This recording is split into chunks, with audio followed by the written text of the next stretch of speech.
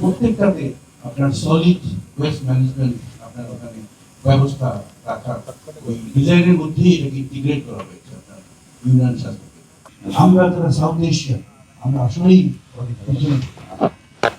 আমাদের নিজেদের ঘরের কথা যদি চিন্তা করি, আমাদের ঘরের পাকঘর এবং আমাদের ঘরের টয়লেট সবথেকে পরিষ্কার কোনো জায়গা হওয়া উচিত।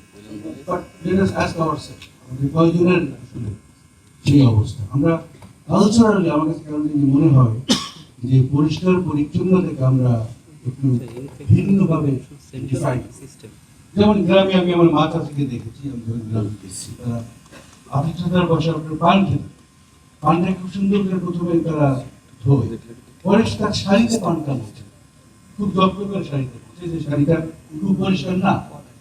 তো এই যে আপনার understanding of hygiene, personal hygiene is so different within our social context.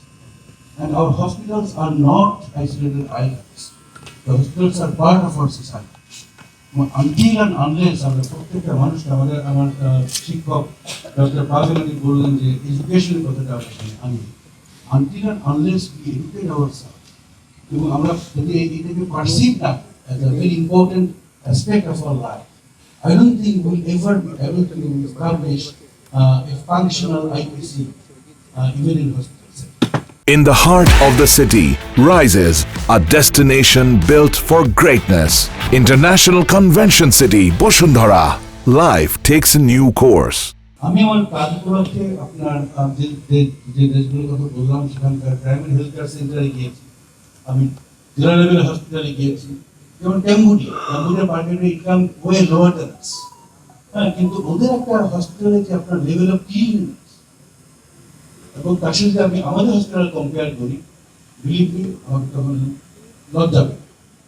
এখানে আমার মনে হয় এই কথাগুলো একটু হার্শ শোনালেও এটা আমাদের একটু চিন্তা করতে হবে, দেখতে হবে যে as a nation, as a society, how we can really build a clean society.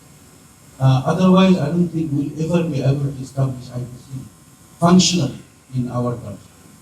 আমাদের মাননীয় প্রধানমন্ত্রী আমাদের নির্বাচনী প্রচারণার একটা বড় অংশ ছিল আপনার ওয়েস্ট ম্যানেজমেন্ট।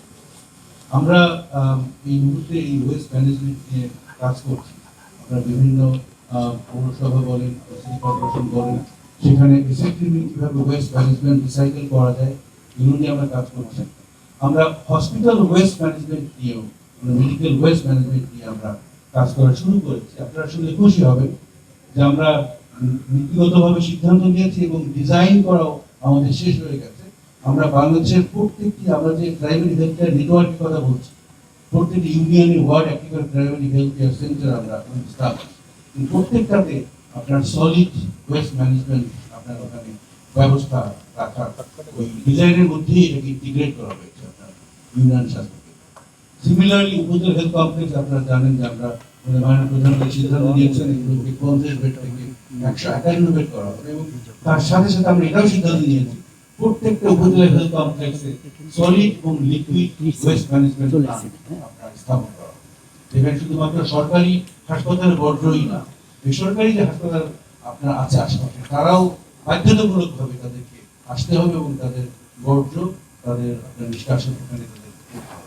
এভাবেই আমরা জেলা হাসপাতাল বলেন, মেডিকেল কলেজ হাসপাতাল বলেন, এখানে আমরা এই সুবিধাগুলো ইনশাল্লাহ করছি। এবার অ্যানুয়াল ডেভেলপমেন্ট প্ল্যান এগুলো অন্তর্ভুক্ত করা হয়েছে। মাননীয় মন্ত্রী যেখানে বসে আছেন উনি সাংঘাতিক সাপোর্টিভ এবং আমার মনে হয় এবছরই আমরা অনেক আপনার উপজেলা জেলা হাসপাতাল বলেন সেখানে আমরা একটা functional solid and liquid waste management system আমরা দেখতে পাবো।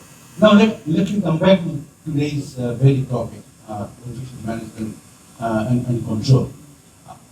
I don't know if this workshop is going to do some systematic analysis on, what are the supply side constraints. You have to understand the supply side constraint.